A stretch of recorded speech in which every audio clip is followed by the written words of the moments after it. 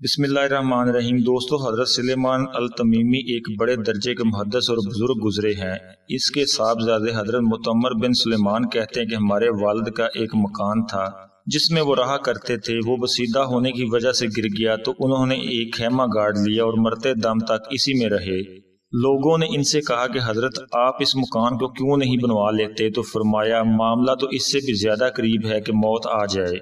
भाइयों, इधर आंख बंद होते ही नजर आ जाएगा कि जन्नत है या जहन्नम, अजाबात का सिलसिला शुरू है, फरिश्ते हैं वगैरह।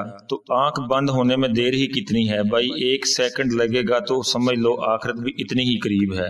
दोस्तों, हदीस में आता है कि नबी अकरम सल्लल्लाहु अलैहि वसल्लम ने इरशाद फरमाया कि एक आदमी के 3 भाई थे, एक बड़ा भाई, एक दरमियाना और एक छोटा भाई।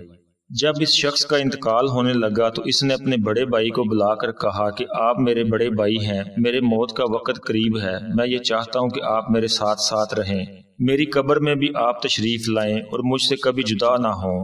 वो बड़ा भाई कहने लगा, मैं तो ये काम नहीं कर सकता, अलबत्ता इतना कर सकता हूँ कि जब तक तेरी जान में जान बाकी है तेरे पास बैठा रहूंगा, लेकिन ज्यों ही तेरी जान निकल जाएगी फिर तेरा और मेरा रिश्ता कोई नहीं। मरने वाले ने मायूस होकर अपने दूसरे भाई को बुलाया और कहने लगा कि भाई देखो, आप मेरे भाई हैं, हमारा दोस्ताना रहा, हम में प्यार और मोहब्बत रही और हम एक दूसरे के साथ मिलकर जिंदगी बसर कर रहे थे। अब मेरी मौत का वक्त करीब आ गया है, बेहतर यह है कि आप मेरे साथ मेरी कब्र में आ जाएं ताकि वहां भी साथ साथ रहें जैसे यहाँ साथ साथ रहे। वो कहने लगा कि ऐसा नहीं हो सकता, मैं तेरे साथ आ जाऊं, हाँ इतना कर सकता हूँ कि जब तक तेरी जान में जान है तेरे पास रहूंगा, जान निकल जाएगी तो मैं तुझे नहलाऊंगा धुलाऊंगा, फिर इसके बाद तुझको उठाकर ले जाऊंगा, कब्र में तुझको पहुंचाकर इसके बाद वापस आ जाऊंगा। वो मायूस होकर तीसरे छोटे भाई को बुलाकर कहने लगा कि मैंने तुझे बहुत मारा पीटा है, तुझ पर बहुत जुल्म किए हैं, लेकिन अब मेरा बड़ा खराब वक्त आ गया है, मैं मरने जा रहा हूँ, मेरा कोई सहारा नहीं, इसलिए मैं चाहता हूँ कि तू मेरे साथ साथ मेरी कब्र में भी आए। तो तीसरा भाई कहने लगा कि जब तक तेरी रूह मौजूद है, दम में दम मौजूद है, तब भी मैं तेरे साथ हूँ, जब तू मर जाएगा तो नहलाने दहलाने में सब शरीक रहूंगा, जब कब्र में तुझे दफन किया जाएगा तो वहां भी तेरे साथ साथ आ जाऊंगा।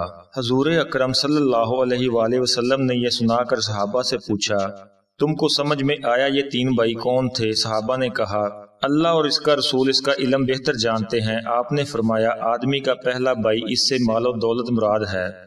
जब आदमी से कहेगा कि मेरे साथ चल, तो मालो दौलत ये कहेगी कि नहीं नहीं, मैं तो तेरे साथ नहीं आ सकती, हाँ जब तक तेरी जान में जान है मैं तेरी हूँ, जब जान निकल गई तो तेरा और मेरा रिश्ता नहीं, रूह निकलते ही माल तो किसी और का हो जाता है। लोग हड़प करने को तैयार बैठे होते हैं, बल्कि ऐसे वाकयात भी पेश आ रहे हैं कि इधर रूह कब्ज होती है, इधर माल के बारे में झगड़ा शुरू हो गया। और फरमाया, दूसरे भाई से मुराद दरअसल रिश्तेदार हैं, दोस्त अहबाब हैं, ये आदमी के साथ इस वक्त तक रहते हैं जब तक कब्र में उसको दफन नहीं किया जाता, लेकिन कब्र में दफन होते ही सब के सब वापस लौट आते हैं। और तीसरा छोटा भाई कौन है? फरमाया कि तीसरे भाई से मुराद इसके अच्छे और बुरे अमाल हैं जो इसके साथ इसकी कब्र में जाते हैं। मैयत के साथ 3 चीजें जाती हैं, 2 वापस लौट आती हैं और एक इसी के साथ रह जाती है, इसके अहलो याल, इसका माल और इसका अमल। 3 जाते हैं, अहलो याल और माल वापस आ जाते हैं और अमल इसके साथ रह जाते हैं। अलगरज कब्र में सिर्फ अमाल ही साथ जाएंगे और कोई चीज साथ नहीं जाएगी, इसलिए कब्र के हालात हमेशा हमारे सामने होने चाहिए।